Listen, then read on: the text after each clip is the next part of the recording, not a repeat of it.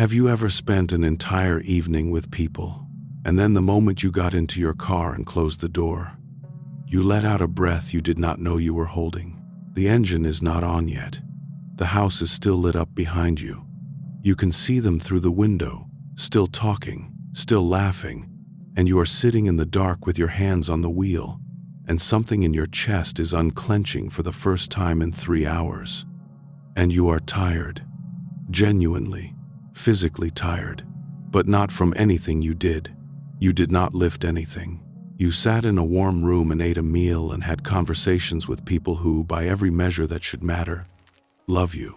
You are tired from who you had to be. That is the part almost nobody says out loud. And it is the part, I think, that I want to talk about tonight. Because if you have felt that, you already know it is a very specific kind of exhaustion.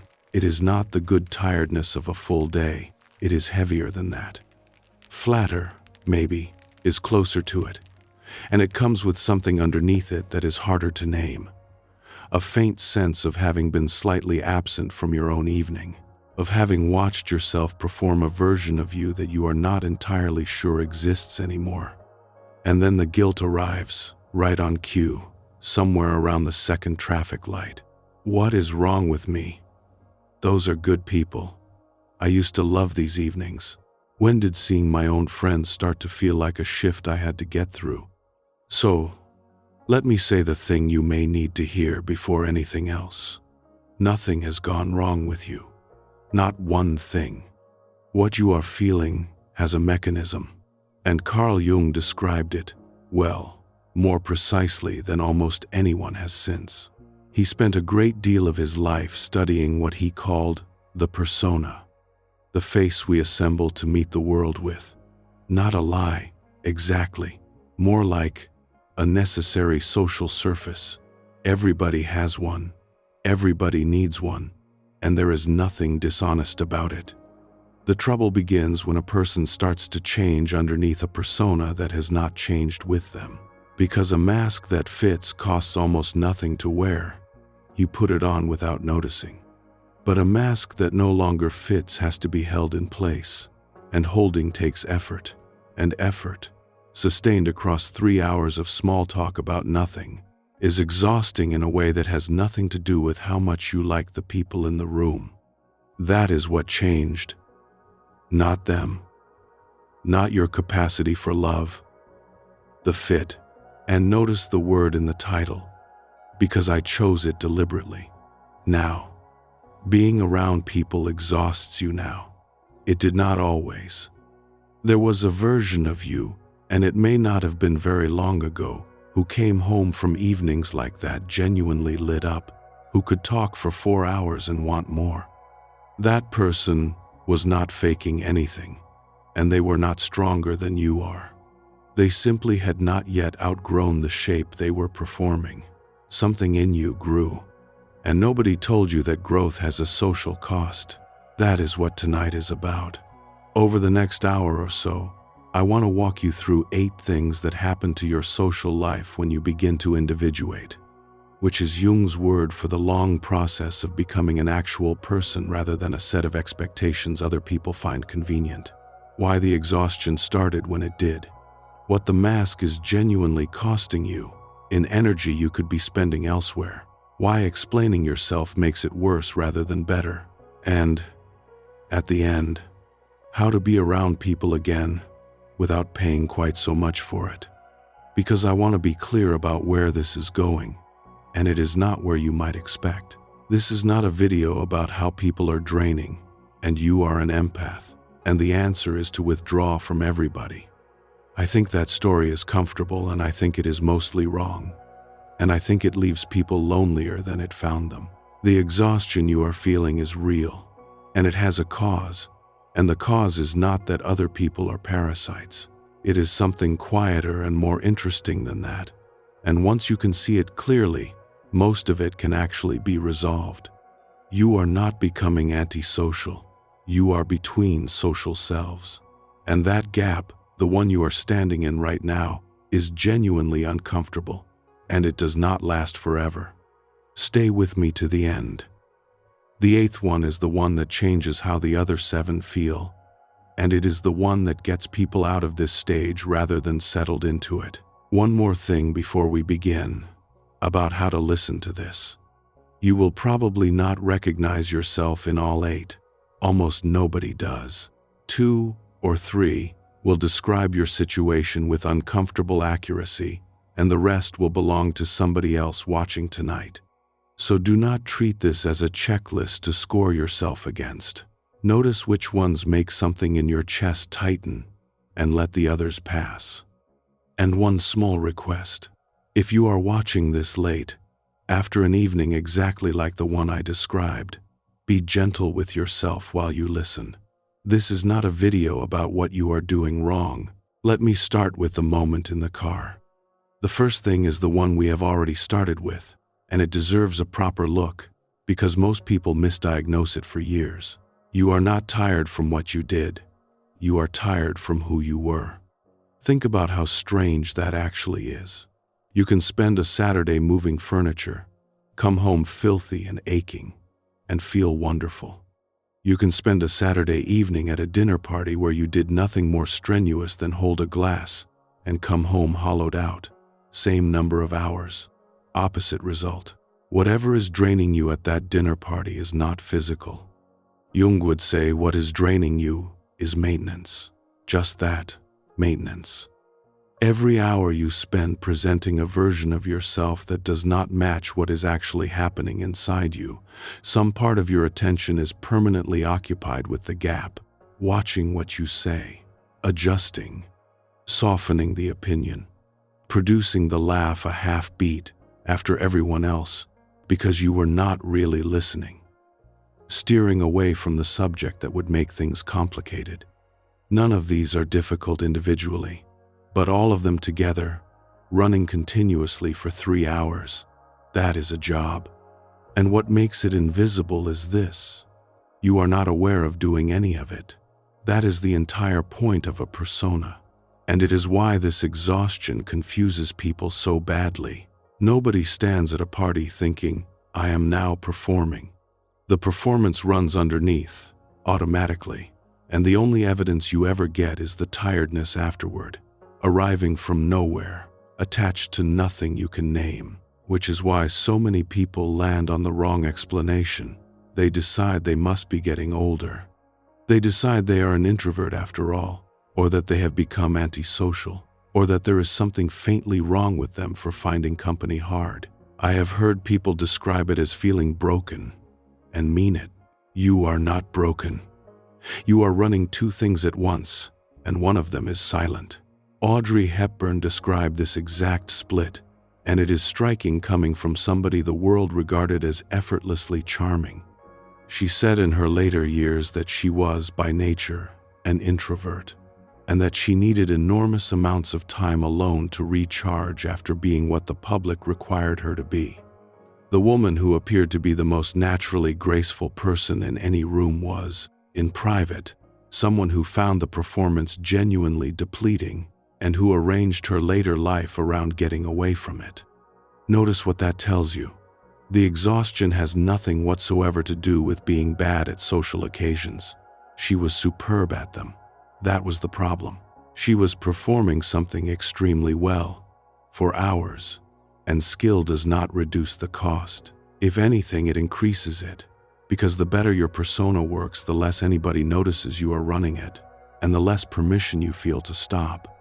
If you are the person everybody finds easy to be around, this is very likely your situation, and it is why nobody ever asks whether you are all right.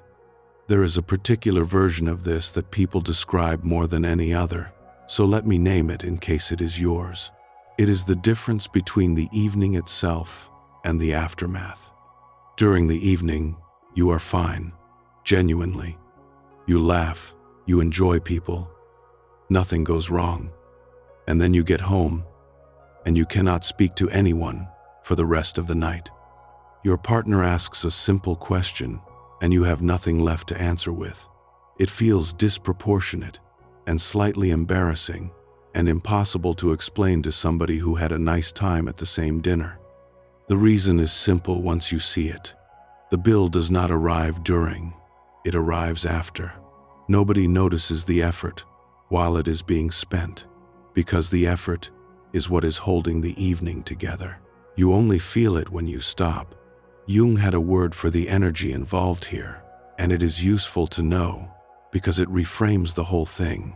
He used the term libido, but not in the narrow sense the word usually carries.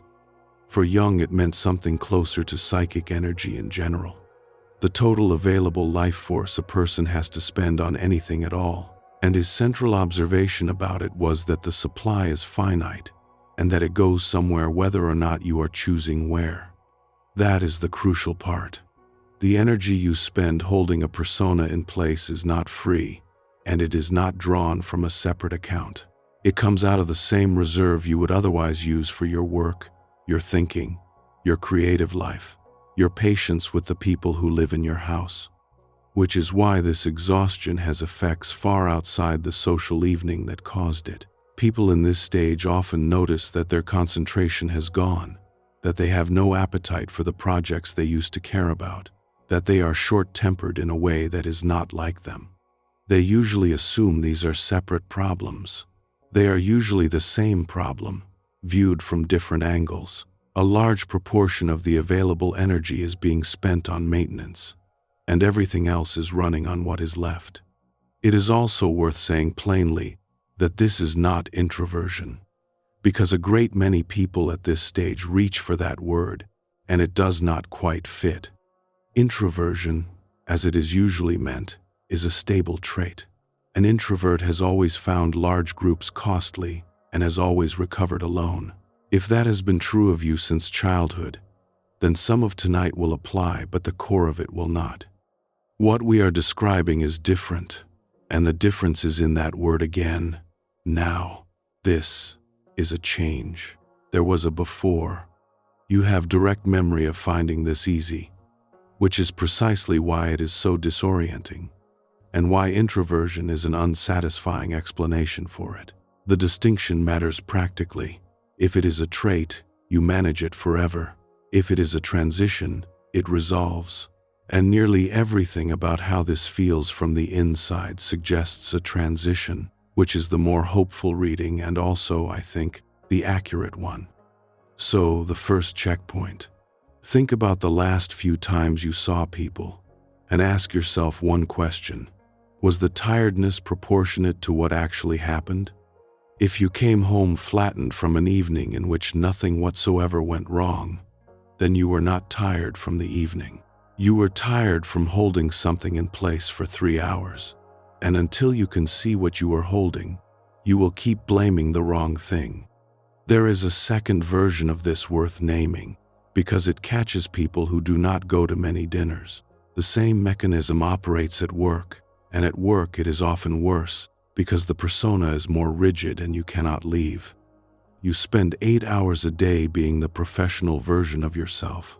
Competent, agreeable, on top of things, and if the gap between that version and the actual you has widened, then every meeting costs something, and there are 5 meetings, and by 6 in the evening you have nothing left for the people you actually love, which produces one of the cruelest arrangements in modern life. Your entire social capacity gets spent on people you did not choose, in a building you would not otherwise enter, and the ones who get the exhausted remainder are your family and your closest friends. That is worth seeing clearly, because people in that position often conclude they have become antisocial. They have not. They have been fully socially employed since 9 that morning. The second thing is that the mask itself stopped fitting, and it is worth understanding what that actually means, because the persona has a bad reputation it does not entirely deserve. Jung did not think the persona was a problem. He thought it was necessary. It is the part of you that shakes hands, that behaves appropriately at work, that does not tell the whole truth to a stranger on a train. Without one, a person cannot function socially at all. Everybody has one, and having one is not dishonesty. The problem is never having a persona, then. The problem is when the person underneath moves, and the persona does not. Yours was built a long time ago, mostly without your input. It was assembled out of what worked. The bits of you that got approval, got reinforced and grew. The bits that made rooms uncomfortable got quietly trimmed. Over years, that produced a social self that was genuinely effective, and you have been wearing it so long that for a long time it was simply what you assumed you were. Then, somewhere, you changed. Perhaps something hard happened. Perhaps you did a period of real thinking about your life. Perhaps you simply got older and things stopped mattering that used to matter. The change may have been gradual enough that you barely noticed it, but the persona did not update. It cannot update by itself. It is a set of habits, and habits do not check whether they are still accurate. So now, at every social occasion, there are two of you present. The one who is actually here, and the one everybody is expecting. And you are doing the work of keeping the second one running, on behalf of people who have no idea you are doing it. This is why the exhaustion is so specifically social. Alone, there is no gap. You are just yourself, and it costs nothing. The moment another person arrives, particularly one who has known you a long time, the old shape is summoned, and you feel the weight of it. And there is a deeper layer to the persona that Jung considered inseparable from it, and it explains why this exhaustion has a particular flavor of shame attached. Whatever the mask leaves out has to go somewhere. Jung called that somewhere the shadow. All the parts of you that were trimmed away because they did not get approval, the anger you were not allowed to show, the ambition that was called arrogance, the needs that were inconvenient, the opinions that made rooms go quiet. None of it was destroyed.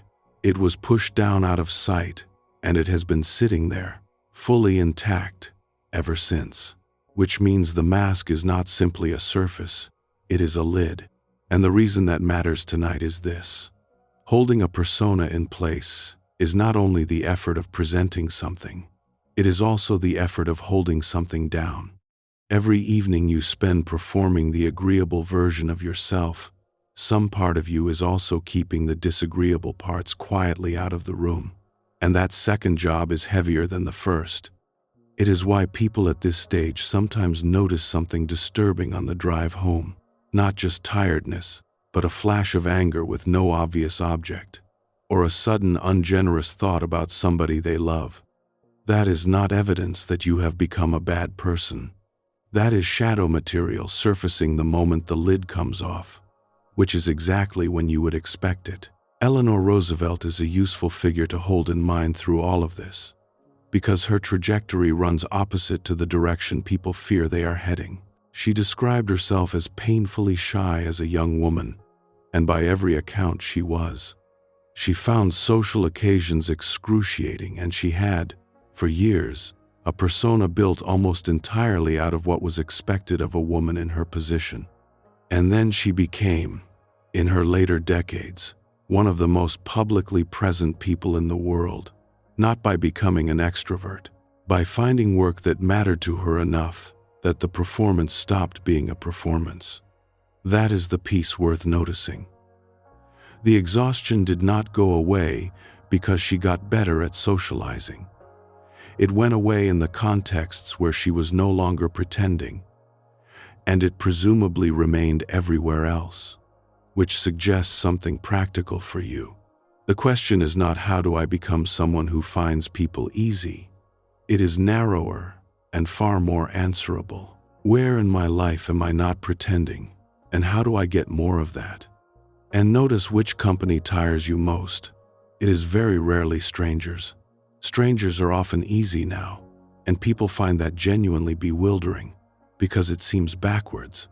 A conversation with someone you have never met can feel light and interesting, while an hour with a friend of 15 years feels like carrying something up a hill. The reason is that a stranger has no file on you. They have no expectations to be met, no old version to be performed. You can simply be whoever you are that afternoon. Whereas the old friend arrived carrying a complete and detailed picture of who you are, assembled years ago. and you can feel the picture in the room, and something in you goes to work matching it. That is the whole mechanism. And once you see it, the strange preference for strangers stops feeling like a symptom of something wrong with you and starts looking like exactly what it is. There is a comparison that makes this concrete. Think about how you are with a very young child. Almost nobody performs for a 4-year-old. There is no point. They do not have a file on you. They are not evaluating your consistency, and they will not remember whether you were impressive. So people relax entirely around small children, and often report that an hour with a child is restorative in a way that an hour with adults is not. That is not because children are better company than adults. It is because a child does not summon your persona. There is nothing to hold in place, so nothing gets held, so nothing costs anything. The same effect shows up with animals and with strangers on trains, and in that specific and slightly odd experience of having a genuinely good conversation with somebody you will never see again. What all of those have in common is the absence of an expected version of you in the room, which tells you something useful. Your capacity for connection is not damaged, it is fully intact. It is simply being blocked, in specific relationships, by an old picture that everybody, including you, keeps maintaining. And notice the particular sting of the oldest friendships, because that is the one people find hardest to accept. The friend of 20 years should be the easiest person in the world to be with. Instead, they are frequently the most tiring, and people feel genuinely guilty about that, as though the length of the friendship were a debt they are failing to pay. But the length is exactly the problem. 20 years of friendship means 20 years of accumulated expectation. They know your positions, your jokes, your role in the group, the story you tell about your own life. The file is enormous and it is extremely detailed, and almost none of it has been revised since roughly 2014. So the newer the person, the lighter the file, and the less there is to carry. That is not a comment on the quality of your old friendships. It is a straightforward matter of accumulated weight. So, the second checkpoint. Ask yourself, who leaves you most drained? If newer people are easier than older ones, that is not coldness, and it is not a sign your real friendships are failing. It is a straightforward measure of where the gap between you and the expected you is widest. Before we go on, notice what these first two have in common, because it sets up everything that follows. Neither of them is about other people. The first was about maintenance, which happens inside you. The second was about fit, which is a relationship between you and an old version of yourself. In both cases, the other people at the table are doing essentially nothing wrong. They are behaving exactly as they always have. That is worth holding on to through the rest of this, because the mind at this stage badly wants to locate the problem in other people. It is a more comfortable place to put it. But almost everything we cover tonight is happening on your side of the table, which sounds like bad news and is actually the opposite, because your side of the table is the only side you can do anything about. There is a question people ask at this point which deserves a direct answer. Can you not simply update the persona, build a new mask that fits the new person, and go back to spending nothing? Yes, eventually. That is precisely what the far side of this passage is. But it cannot be done deliberately, which is the frustrating part. A persona is not designed, it accumulates. It forms out of hundreds of small interactions in which certain things worked and others did not, and that takes time and it takes contact, which produces an awkward requirement. The only way to build a social self that fits is to keep going out among people while the old one is still creaking, and to let the new one assemble itself through use. That is why withdrawing completely is such a trap. It removes the very conditions in which the update happens. The people who stay home for 2 years do not emerge with a comfortable new social self. They emerge with an older, stiffer version of the one they left with, and a great deal more anxiety about using it. The third thing is that small talk stopped being possible, and this one arrives with a great deal of unnecessary shame attached. There was a time when you were good at this. You could do 40 minutes on weather, traffic, somebody's kitchen renovation, and a television program, and it cost you nothing. It was pleasant. It was what people did. And now you find yourself in one of those conversations, and something close to panic rises.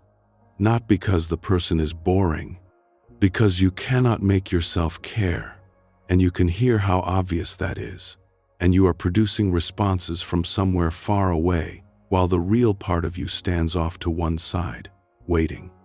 People are ashamed of this, and they should not be. It gets diagnosed as arrogance, usually, I should say, by the person feeling it. I have become a snob. I think I am too deep for ordinary conversation. Nobody is more suspicious of this feeling than the person having it. But here is what is actually happening, and it is not snobbery. Small talk is not really about information. It never was. Small talk is a ritual, and the ritual has one function, which is to establish that we are both safe, both willing, both here. The content is irrelevant.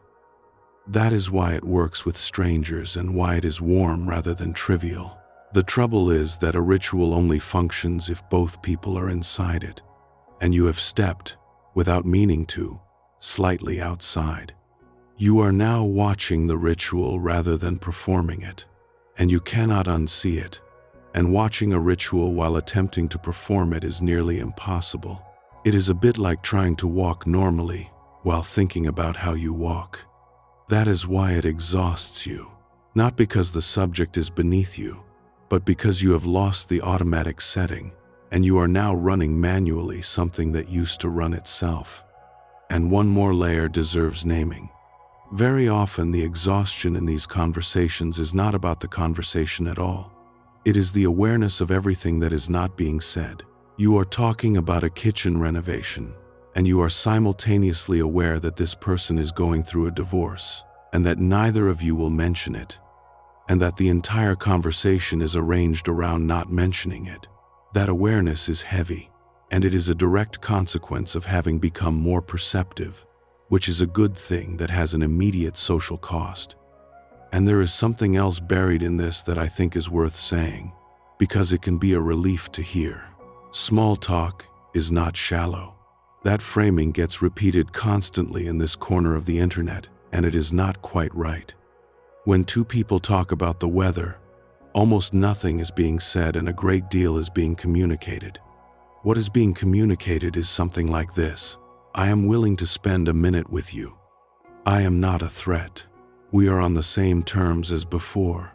It is a handshake conducted with words, and it is one of the oldest and kindest things human beings do for each other.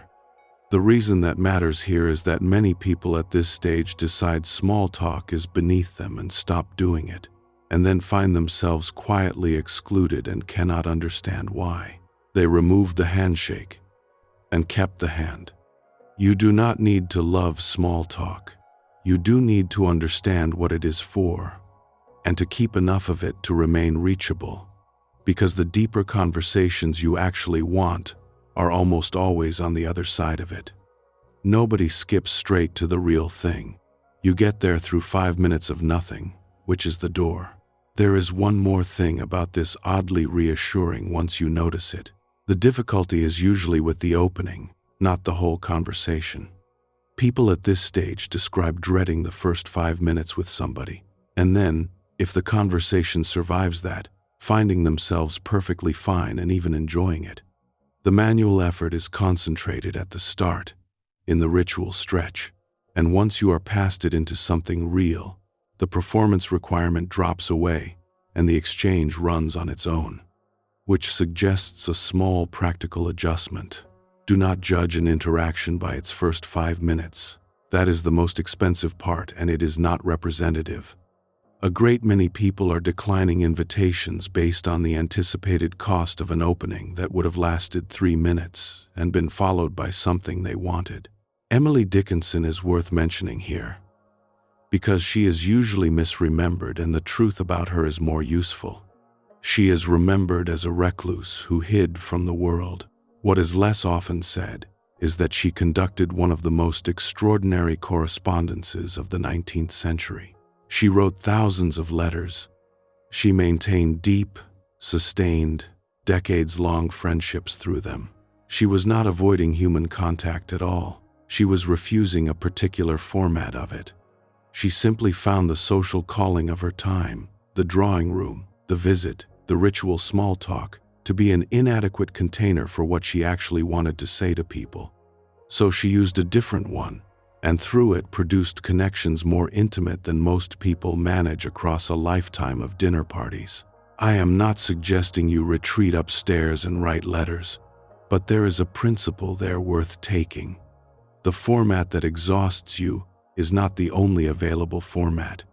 And what looks from outside like somebody withdrawing from people is very often somebody redirecting their contact into a channel that actually carries what they mean. So the third checkpoint. Next time you are in a conversation like that, notice whether you are participating or observing. If you can feel yourself watching the exchange from slightly outside it, you have not become superior to anyone. You have simply become conscious of a mechanism that only works while it is unconscious. And that is uncomfortable, and it is also temporary, and I will come back to what resolves it. The fourth thing is that you started dreading things you used to look forward to, and this is usually the point at which people become genuinely worried about themselves. It begins small. An invitation arrives, and your first response, before any thought, is a small internal sinking. Then you feel guilty about the sinking. Then you say yes, because you love these people, and because saying no seems unthinkable.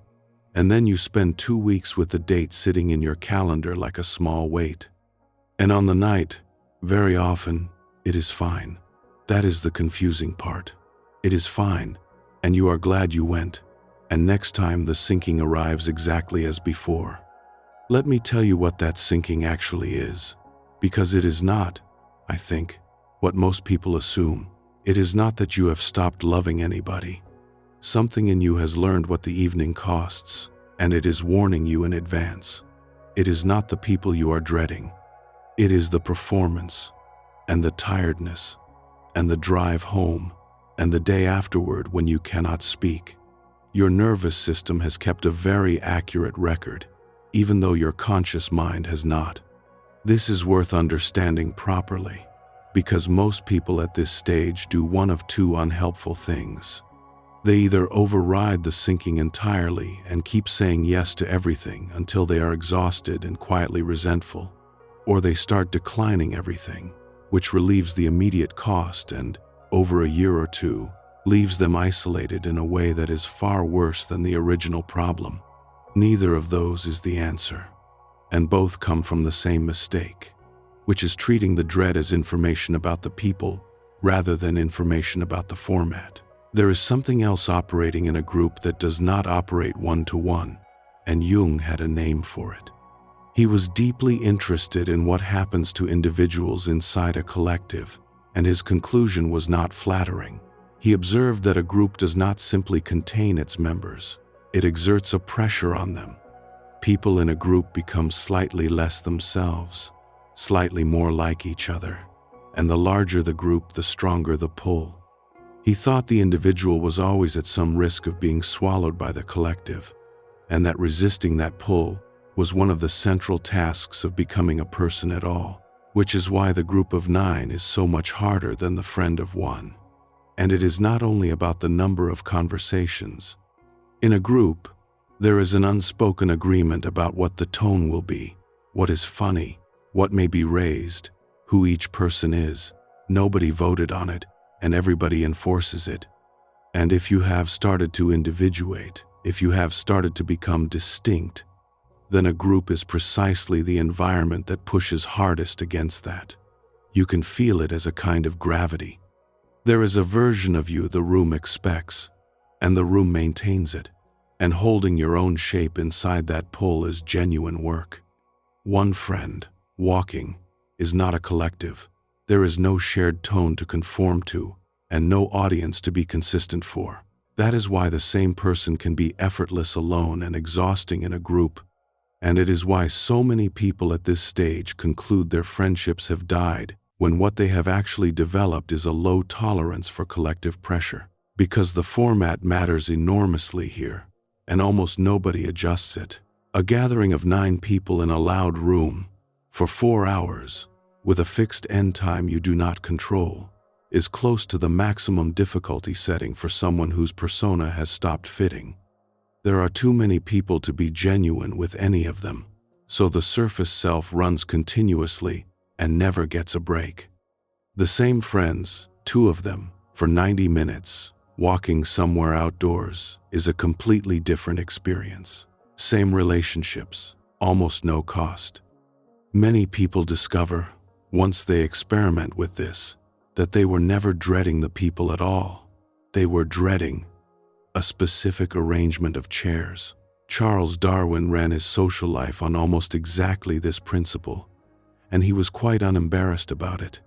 He lived at Down House and worked to a rigid daily timetable that included several walks alone, and he kept his visits and correspondence carefully bounded. He was not a hermit. He maintained one of the largest correspondences of the century and had a large family around him constantly, but he protected his hours with something close to ruthlessness, and he declined a great deal. He was also, it should be said, frequently unwell, and some of this was necessity rather than preference. But the result is instructive either way. A man with limited social energy did not conclude he was antisocial. He built a structure that let him spend the little he had on the things that mattered, and produced the most consequential book of his century inside it. There is also a timing element that people rarely account for, and it makes a real difference. Almost everyone schedules social occasions at the end of the day, at the end of the week, in the hours when they have the least left.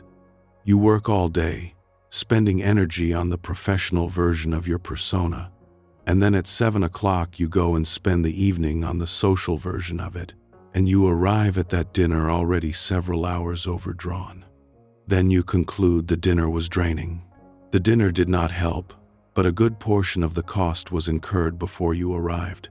People who try the same friendships on a Saturday morning, rested, often report the difference is enormous, and are surprised by it, because they had firmly attributed the exhaustion to the people rather than to the position of the event in a depleted week. None of this makes the underlying issue disappear.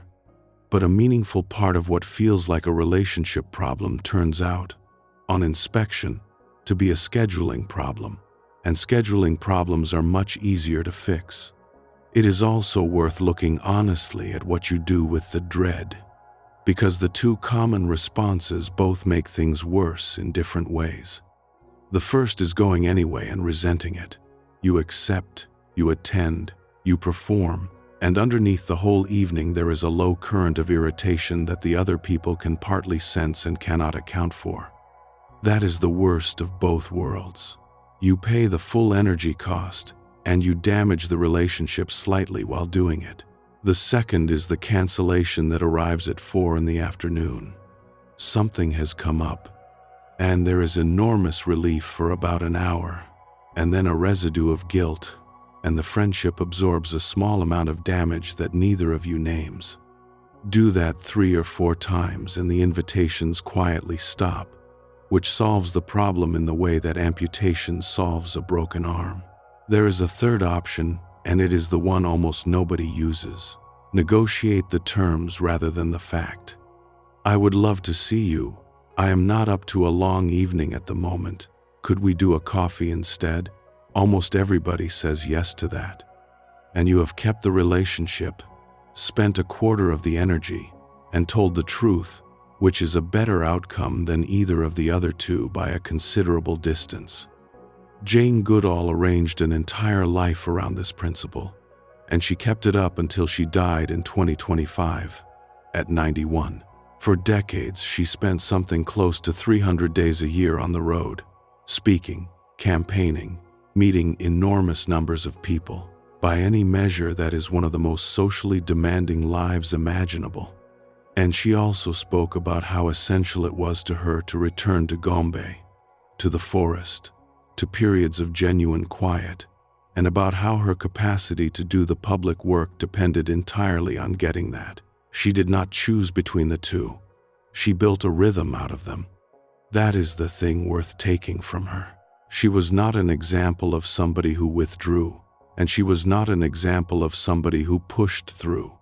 She was somebody who understood, very precisely, what her own social capacity actually was, and then designed her life around that, rather than around what other people's lives looked like. Almost nobody does this.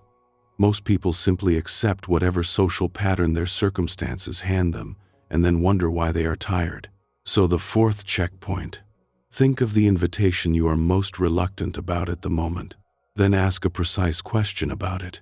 Is it this person, or is it this format? If you would happily see them alone for an hour, and are dreading seeing them in a group of 10, then what you are feeling is not the beginning of misanthropy. It is a preference, and preferences can be worked with.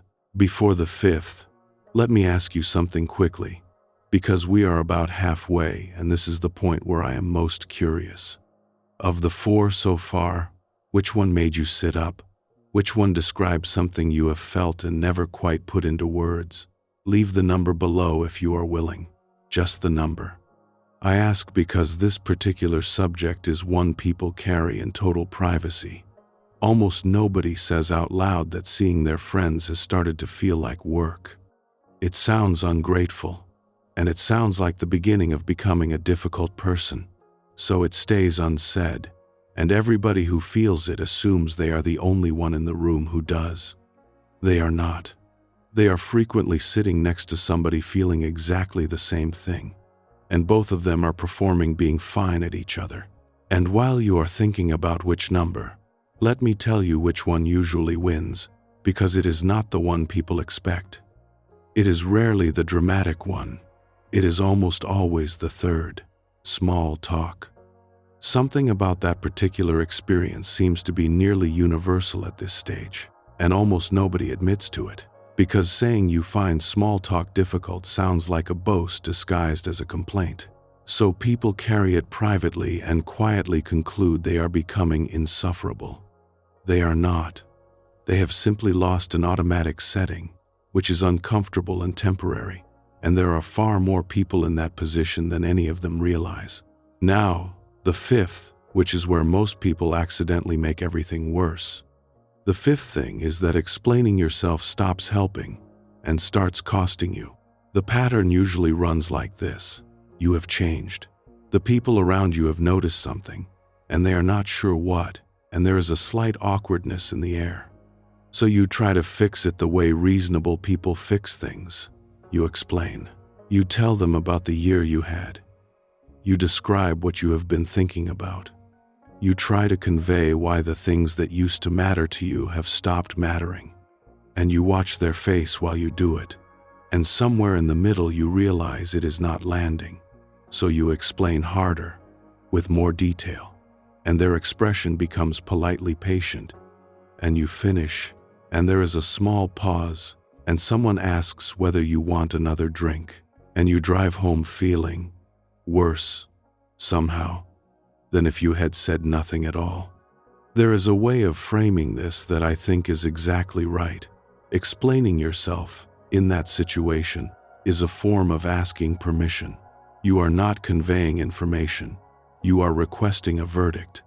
What you actually want is for them to say, I see it, I understand, you are still you and this is all right. And because that is what you want, the conversation is not a conversation, it is an application. And applications can be refused, which is why it hurts so much when it does not land. Jung's whole understanding of individuation runs against this. The individuated person is, by definition, someone who has stopped requiring the collective to approve their interior. Not someone who has stopped caring about people. Someone who has stopped needing the room to sign off on who they are before they are allowed to be it. And there is a practical reason the explaining fails, beyond the psychology. What you are trying to describe is an interior process, and interior processes do not translate well into the language of an evening out. You are attempting to hand somebody a landscape, and all you have available is a sentence.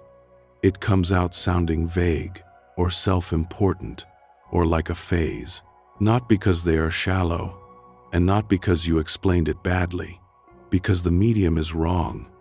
There is also something worth admitting here, because it is usually part of it. The urge to explain is very often an urge to be reassured. Underneath, the question is not, do you understand my growth? It is closer to, am I still acceptable? And that question, put to a group of people at a dinner, is far too much weight for the occasion to carry. Toni Morrison said something on this subject that I have never been able to improve on. She observed that if there is a book you want to read and it has not been written yet, then you have to write it. She was talking about literature, and she was also describing exactly what happens at this stage of a life. She spent years as an editor and a mother, writing in the small hours before her children woke, producing work that nobody had asked her for, and that a great many people around her would not have understood if she had tried to describe it. She did not solve that by explaining herself at dinner parties. She solved it by going and doing the thing, and letting the understanding arrive years later through the work rather than through argument. Some form of that is available to everybody, and it does not require you to be a novelist. Whatever is happening inside you at the moment will be far better communicated by how you live over the next 3 years than by any account of it you could give tonight. So what replaces it? Something that feels wrong at first, and then feels like enormous relief. You stop reporting. You go, and you are pleasant, and you talk about ordinary things, and you simply do not attempt to bring your inner life to the table, not out of secrecy, out of accuracy. That is not what this table is for, and it was never what it was for, and it has taken you until now to notice. The people who need to know the inside of your life will find out through years of proximity, in small pieces, at odd moments, which is how anybody ever really learns anything about anybody, not through a summary delivered over a starter. Jung's own life contained a very stark version of this, and it is worth telling. When he broke with Freud, he lost far more than a friendship. He lost his standing in the movement, his professional circle, and most of the people who had the vocabulary to follow what he was thinking about. And then he went into a period of intense inner work that he could not adequately explain to almost anybody around him. He did not resolve that by explaining harder. He could not.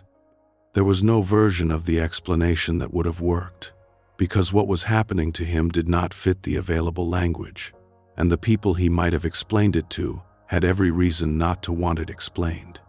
What he did instead was go and do the work, largely alone, for years, and write it down, and let the understanding come to other people much later, and through a completely different channel.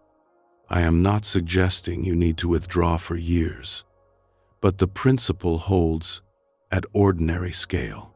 Some things about you will be understood eventually, through time and proximity and how you actually live, and cannot be understood tonight, through a paragraph delivered between courses. Trying to force the second is how people exhaust themselves and damage the very relationships they were trying to protect. There is one exception to all of this, and it matters, because I do not want to talk anybody out of a conversation they genuinely need to have.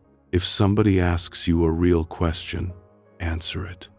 Not the ritual, how are you at the door? The real one, which is unmistakable when it comes. Somebody sits down next to you and says, "Are you all right? You have seemed different lately," and means it. That is not the situation we have been describing. That is an invitation, and you should take it, and you should be more honest than feels comfortable. The thing that fails is the unrequested explanation delivered to a room that did not ask. The thing that works, and works enormously, is the honest answer given to somebody who actually wanted to know. The discipline is not silence, it is waiting to be asked, and people who confuse those two spend years being unnecessarily alone in the company of people who would have listened. So, the fifth checkpoint. Think about the last time you tried to explain yourself to someone and it did not land. Ask honestly what you wanted them to say. If the honest answer is something like, "I still like you," then that was not an explanation. And you can put it down, and the relief of putting it down is greater than almost anything else in this video. We are now past the halfway point, and the tone shifts a little from here.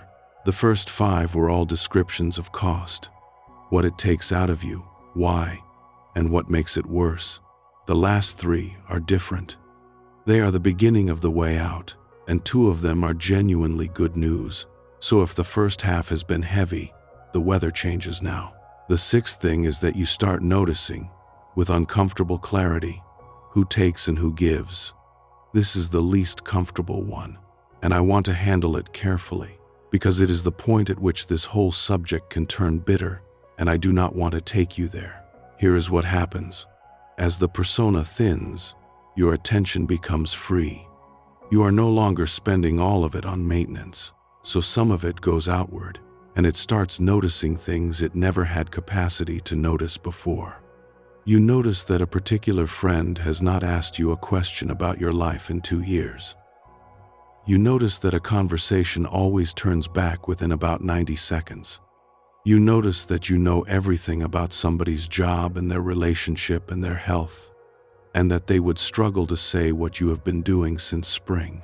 And once seen, it cannot be unseen, and it can make you angry, and the anger is understandable. But let me offer some things that keep this from curdling, because bitterness here is a trap that people can spend a decade in.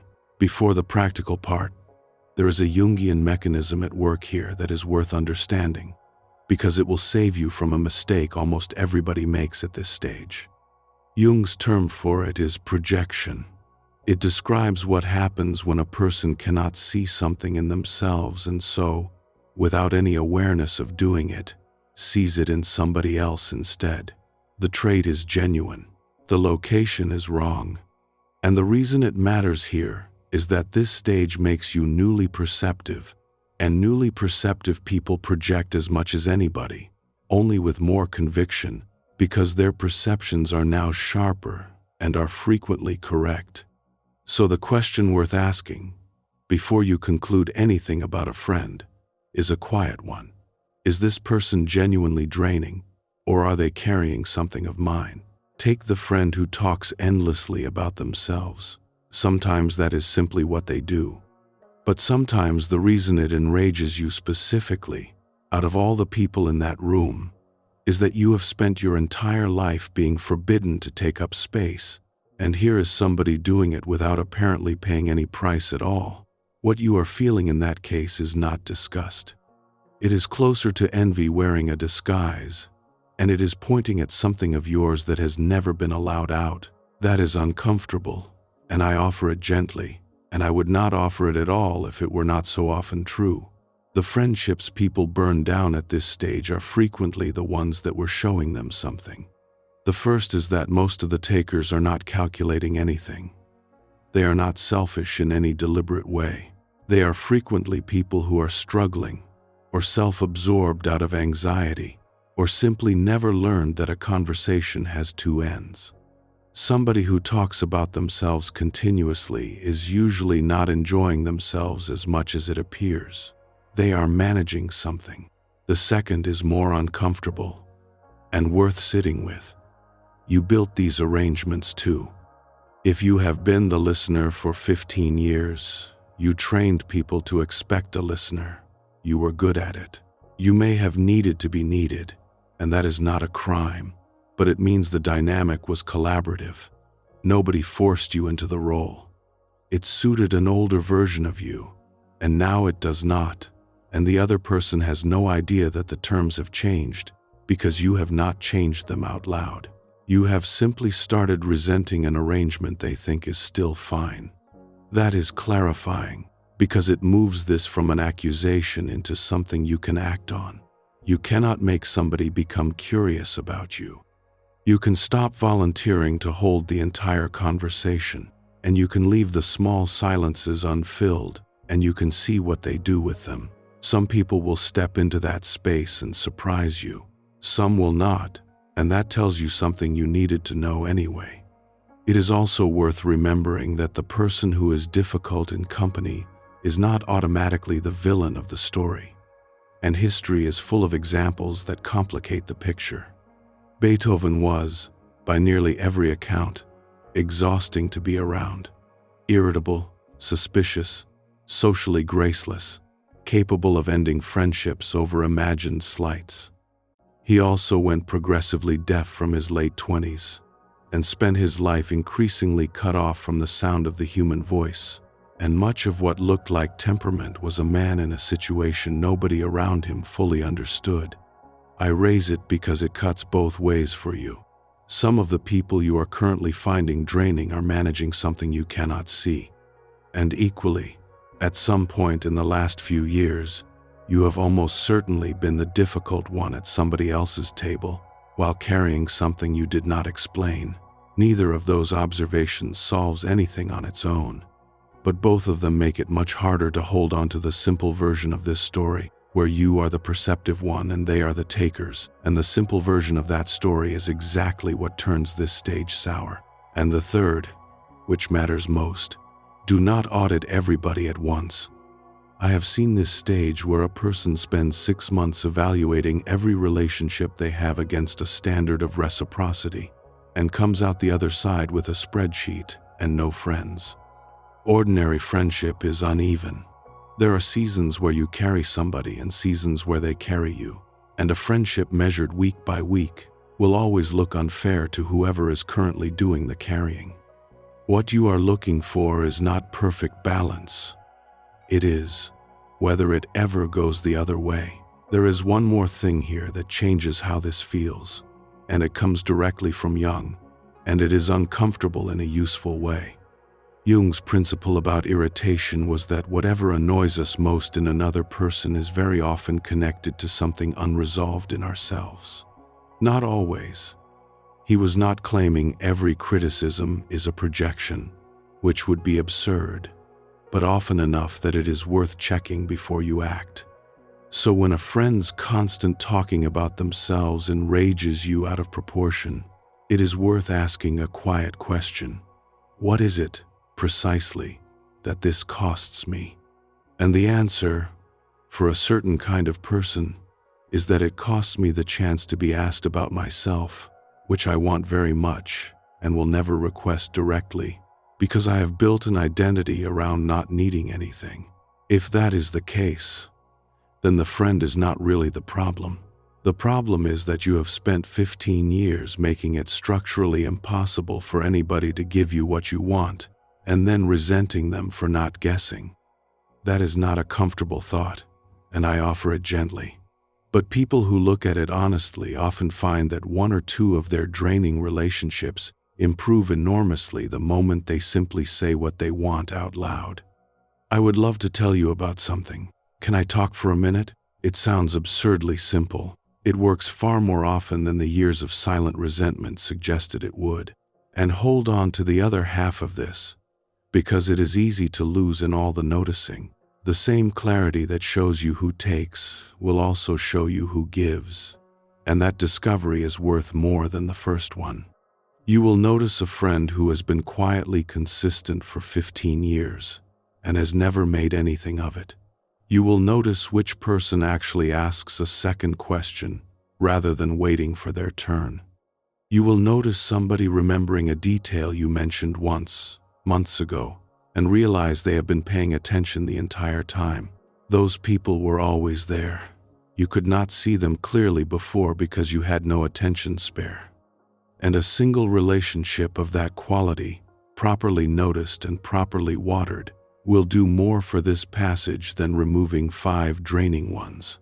So spend at least as much of this new clarity on finding the good ones as you spend cataloging the bad. So, the 6th checkpoint. Think of the friendship that has been tiring you most. Then ask, not whether it is balanced this month, but whether it has ever, in its history, run in the other direction. If it has, it is a real friendship in a difficult season. If it genuinely never has, then you have learned something, and you are allowed to spend your energy accordingly. One more note on the 6th before we move on, because there is a trap in it I want you to avoid. The noticing is useful, the accounting is not. Sometimes a person begins keeping a mental ledger of every friendship, tracking who called last, who asked what, who has been carrying whom. And that ledger feels like clarity while you are building it. And it is corrosive, because a relationship that is being measured is already partly over. Notice what you notice. Adjust your energy accordingly.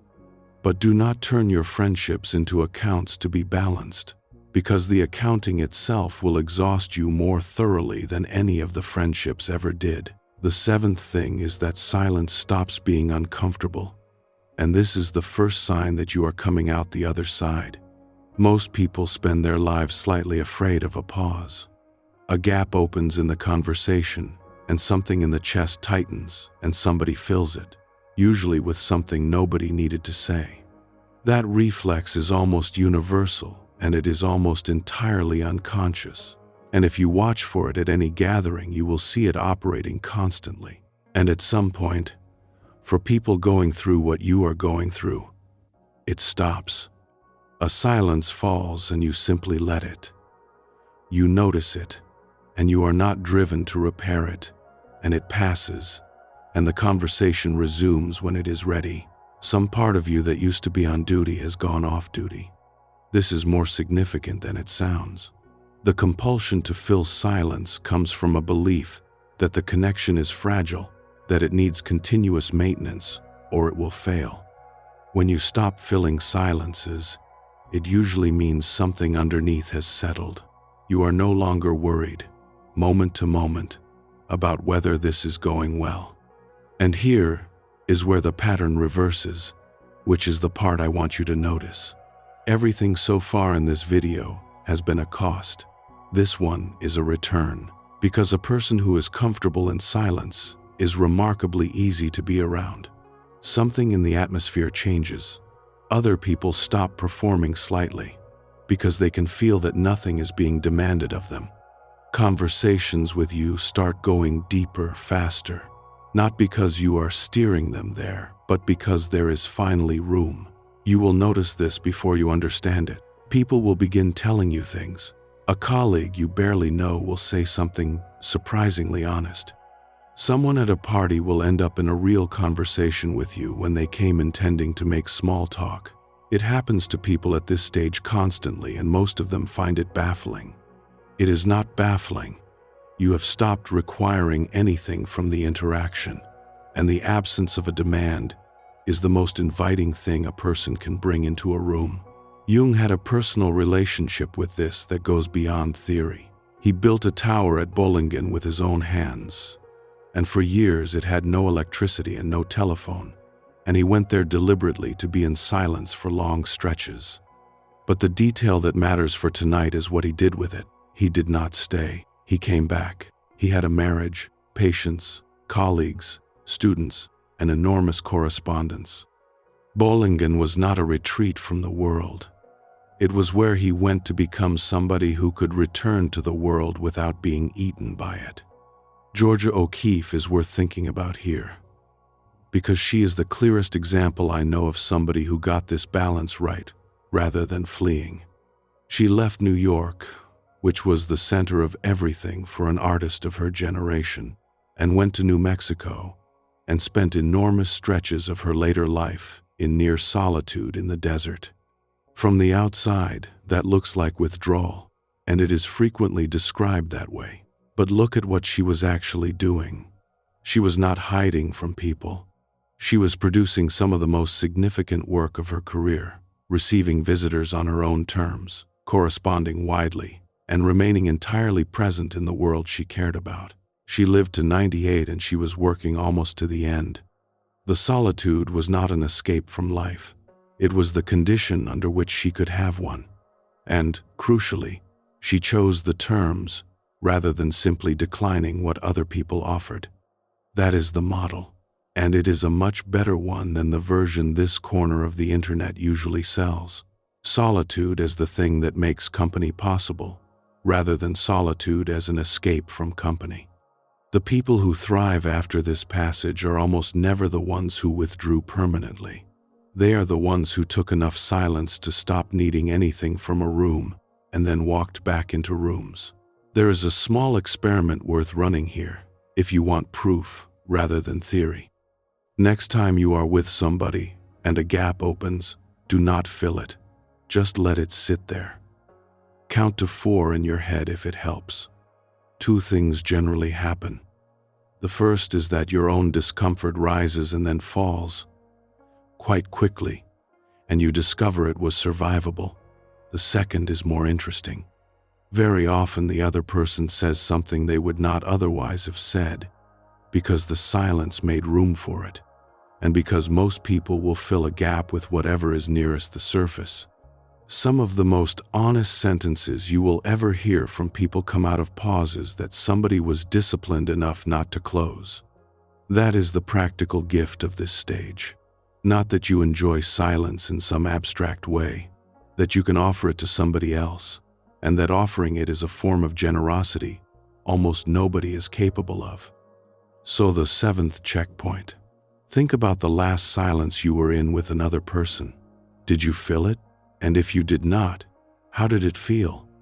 If you can sit in a pause without your chest tightening, then the exhausting part of this passage is already ending, and you may not have noticed, because relief is much quieter than difficulty.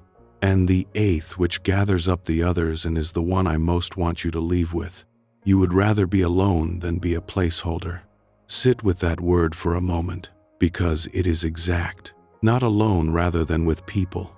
Alone rather than present as a function.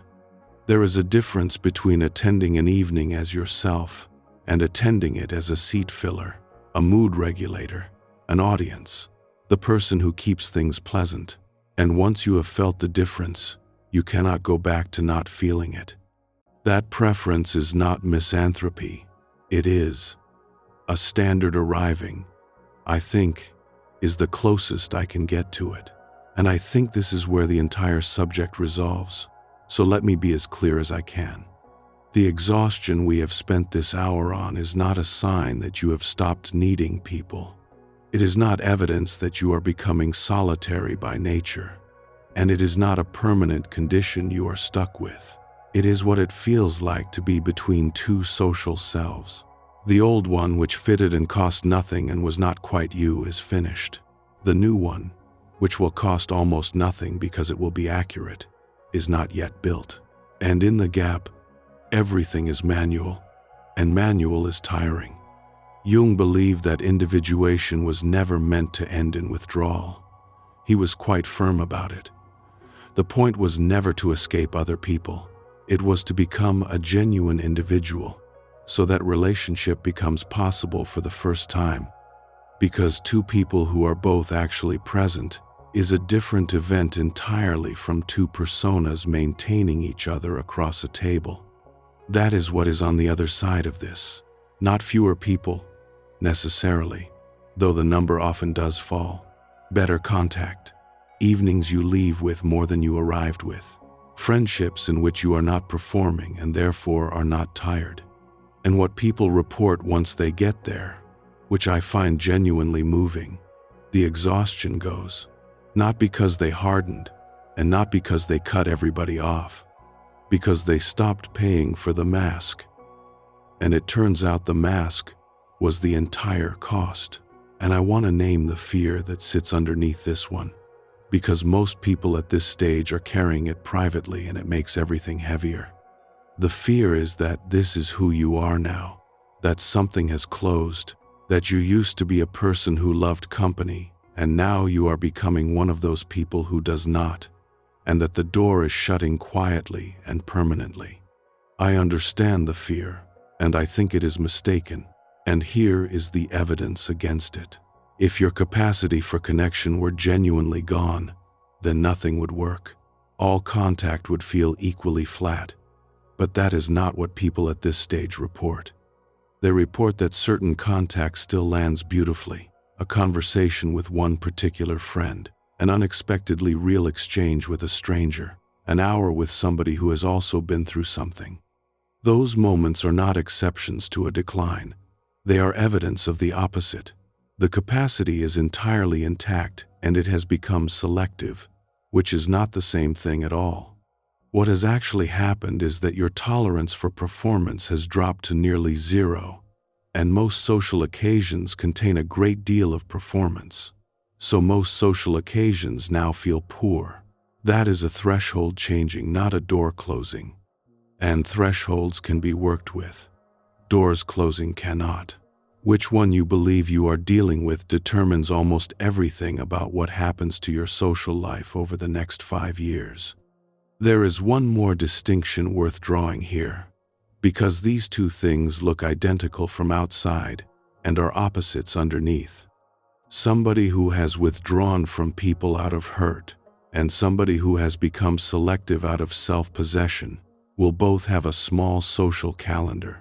From the outside, you cannot tell them apart. The difference is what happens when a genuine invitation arrives. Somebody who is hiding will feel a flare of fear and produce a reason. Somebody who has become selective will simply consider it and accept it if it appeals, because there is nothing to protect. That is the test worth applying to yourself occasionally over the next year. Not how much you are seeing people, which tells you almost nothing. Whether you could, easily, if you wanted to. If the answer stays yes, this passage is doing what it is supposed to do. If the answer starts becoming no, then something has quietly turned from selectivity into avoidance, and that is the moment to push gently against it, before the avoidance builds a life around itself. Maya Angelou has a line about belonging that sits exactly on this. She said that you are only free when you realize you belong no place, and belong every place, and the price of that is a great loneliness. That is a difficult sentence, and I think it is precisely accurate about where you are standing tonight. The loneliness is real. She does not soften it, but notice that she calls it the price of freedom rather than a symptom of failure. And notice the strange second half, belonging no place and every place at once, which describes what actually happens on the far side of this passage. You stop belonging to the room in the old way, by conforming to it, and you become able to be in almost any room without being consumed by it. She spent years unable to speak at all as a child, and then became one of the most present people of her generation in public life. Whatever else that is, it is not the trajectory of somebody who withdrew. Jung put the destination of all this in a way I find worth repeating, because it corrects the most common misunderstanding about individuation. He did not describe it as a retreat from other people. He described it as the process by which somebody becomes a genuine individual, and he was clear that this makes real relationship possible rather than unnecessary. Two people who have each become somebody can actually meet. Two personas cannot, however many hours they spend at the same table, which reframes everything we have covered tonight. The exhaustion is not the arrival of solitude. It is the awkward middle of a process whose entire purpose is better contact. You are not being taken away from people. You are being taken toward the version of yourself that can be with them without disappearing. And one more thing needs saying about the word placeholder, because it cuts both ways and honesty requires it. You have been somebody else's placeholder too. There are people in your life you see out of habit, whose news you receive without much interest, whom you would not particularly miss. That is not a moral failing. It is simply what happens across decades of accumulated acquaintance. But it means the arrangement you are now finding intolerable was mutual, and that the people you are quietly assessing may be quietly assessing you. That thought is worth having because it dissolves a certain amount of righteousness, and righteousness is the thing that turns this stage bitter. Nobody is the victim of everybody else's shallowness. A great many people are simply carrying relationships that outlived the reason they started, and being reasonably kind about it. So the eighth checkpoint, and it is the one to be honest about. When you imagine your ideal week, is it empty of people, or is it full of a different kind of contact? If your fantasy is a small number of real conversations rather than a silent house forever, then you have not stopped needing people at all. You are simply refusing to keep paying for the wrong kind, and that refusal, uncomfortable as it currently is the exact thing that will eventually get you the right kind. So what do you actually do? Because there is a gathering coming, probably sooner than you would like, and understanding the mechanism does not automatically make the evening easier. One framing before the list, because it makes all of it easier to apply. Everything that follows is about changing what you bring to a social occasion and how it is arranged, rather than about changing the people in it. You have very little control over your friends. You have a surprising amount of control over the format, the timing, the duration, and what you arrive expecting. Almost every practical gain available at this stage is on that side of the line. Let me give you what tends to help. Not rules, just what works. The first is to change the format before you change the friendships. This is the single highest return move available to you, and almost nobody tries it, because we treat social arrangements as fixed. They are not. Nothing requires that seeing your friends means 9 people at a table for 4 hours. That is simply the default, and the default was designed by nobody. Try the alternative deliberately. 2 people instead of 9. 90 minutes instead of an evening. Walking rather than sitting, because walking removes the requirement to hold eye contact and to fill every pause. And people say things while walking side by side that they will never say across a table. Daytime rather than night, when you are not already spent.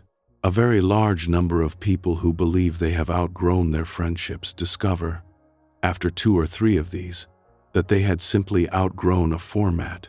That is a much better problem to have, and it is entirely solvable.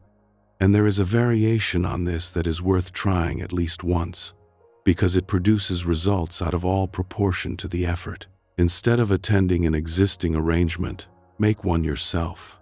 Almost everybody in this stage is a passive recipient of invitations, accepting or declining formats designed by other people, mostly at times that suit those people. It never occurs to them that the whole thing is theirs to shape if they are the one doing the inviting.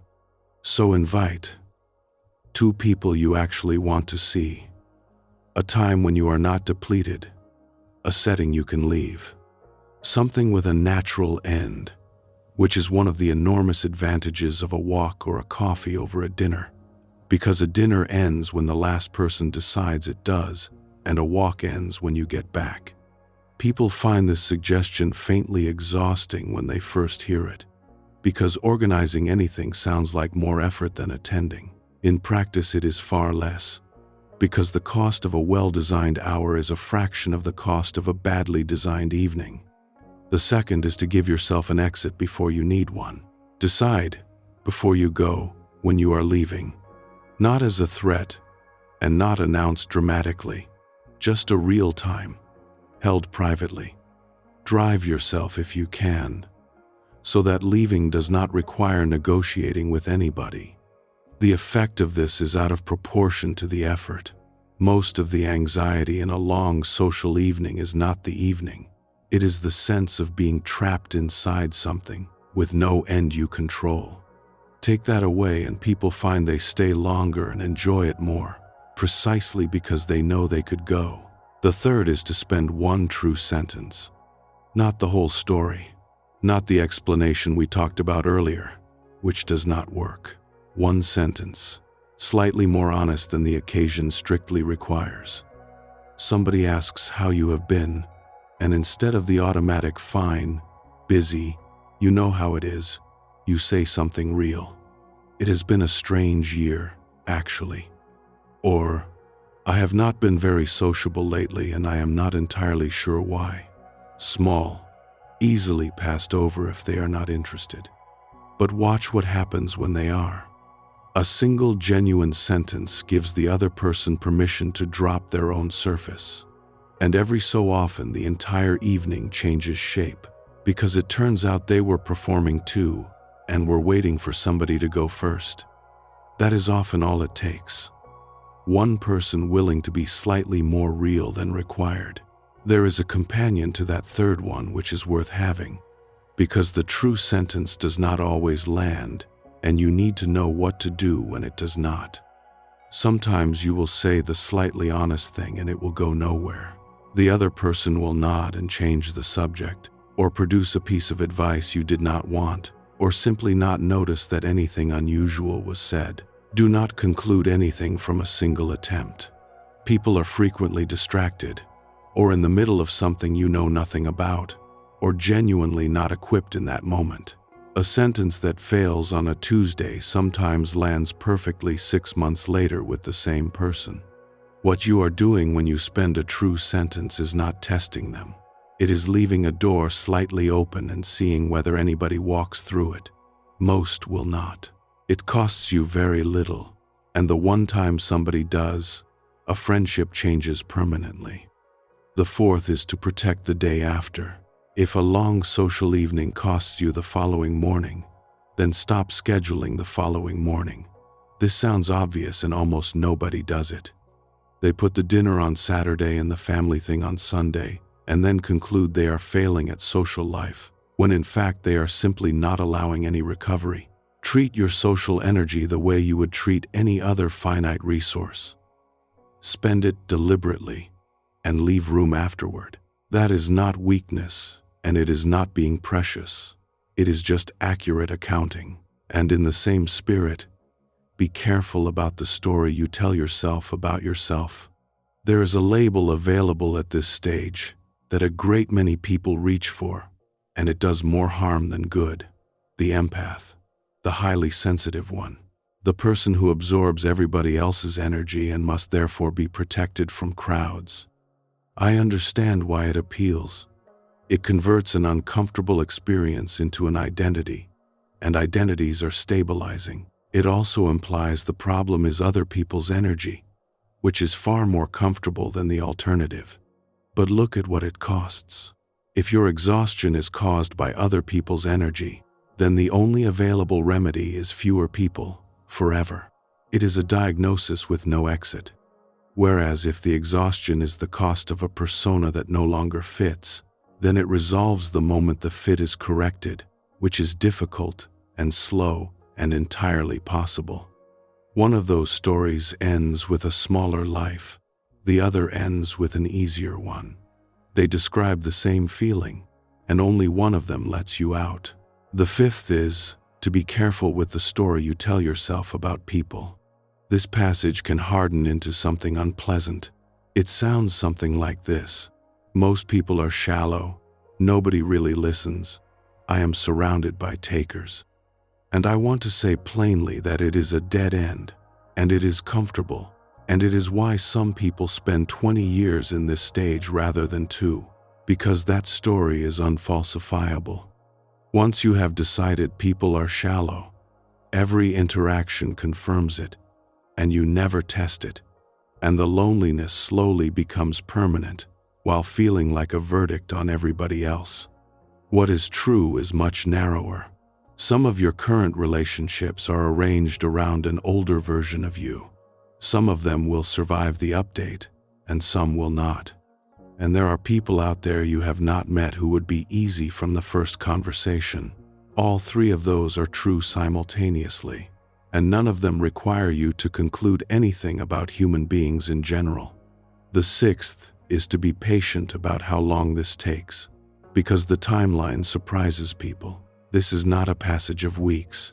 For most people it runs across a year or 2, sometimes longer, and it does not resolve in a single moment you can point to. What happens instead is that one evening, some distance from now, you notice you are not tired, and then it happens again. And gradually the exhausted evenings become the exception rather than the rule. There is no graduation. Nobody tells you it is over. You simply notice, in retrospect, that it has been. Which means the thing to watch is not whether you feel better this month. It is the direction of travel across seasons. And a great many people conclude that nothing is changing because they are measuring on far too short a scale.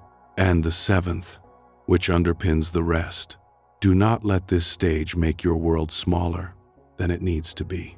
The exhaustion is real, and I have spent an hour taking it seriously, but it can very easily be used as a reason to decline everything. And declining everything works beautifully for about 4 months, and then quietly becomes a problem that is harder to solve than the one you started with. So keep something. A small standing thing, ideally recurring, ideally with people you find genuinely easy, even when you do not feel like it, and you will often not feel like it. The version of you on the other side of this passage is going to want a social life to return to, and it is far easier to keep a small one alive than to build one from nothing at 45. And one last practical note, which is about other people rather than you. If you are lucky, there is somebody in your life who has been the recipient of this stage. A partner, a close friend, somebody who has watched you decline invitations and go quiet and has not entirely understood why. It is worth telling them something, not the full theory, and not an apology, just enough that they are not left to invent an explanation. Something like this: I have been finding people tiring lately. It is not about you, and I am working out what to do with it. The reason to bother is that people who are not given an explanation will supply one, and the one they supply is almost always worse than the truth. They will decide you are angry with them, or that they have done something, or that you are drifting away deliberately. A single sentence prevents months of that. You do not owe anybody an account of your inner life, but the people close to you are, in a small way, living through this passage alongside you, and one sentence saves them a great deal of unnecessary worry. Let me take you back to the car. You are sitting there with your hands on the wheel and the house lit up behind you, and that breath finally going out of you. Nothing about that scene has to change. You will have that evening again, and probably soon. But something in it can change, and it is not the people, and it is not you having to go back to pretending. One thing I would like you to notice next time: that breath, the one you let out when the door closes, is not the sound of relief at escaping people you love. It is the sound of a mask coming off, and a mask can only be taken off by somebody who is underneath it. For a long stretch of your life, there was nobody underneath. The mask and the face were the same thing, and evenings cost nothing, and you were not exhausted because there was no gap to hold open. That was easier. It was also emptier, and some part of you knew it, which is why you went looking and why you are here. So the tiredness you have been carrying is not a symptom of decline. It is the receipt for having become somebody. And receipts are only issued for things you actually bought. And if you take only one practical thing from tonight, make it this. Do not solve this by seeing fewer people. Solve it by seeing people differently. Those two sound similar, and they lead to entirely different lives. The first is subtraction, and it works immediately, and it costs you everything slowly. The second is harder for about 6 months, and then gives you a social life that does not exhaust you, which is what you actually wanted when you started feeling this way. Nobody in this stage is really longing for an empty calendar. What they are longing for is a single evening they do not have to perform through. That is available, and it is closer than it feels tonight, and it very rarely arrives by withdrawing. The last thing, and then I will let you go and get some rest. Because if any of this landed, you have probably had a long week of being sociable. You will not always be this tired. This stage does not last. It is the loudest, most uncomfortable part of a longer process, and it feels permanent while you are in it because you cannot yet imagine what comes after. What comes after is quieter than you expect. You walk into a room and you are simply the person you are, in the same way you are that person alone in your kitchen, and there is no gap, and nothing to hold, and therefore nothing to pay. People will not necessarily notice that anything happened. Some of them will find you a little easier to be around and will not know why. And you will drive home from an evening one night, months from now, and you will get in the car and close the door, and you will notice, somewhere around the second traffic light, that you did not let out that breath, because there was nothing being held, because you were actually there. That is what this is all for. Go gently until then.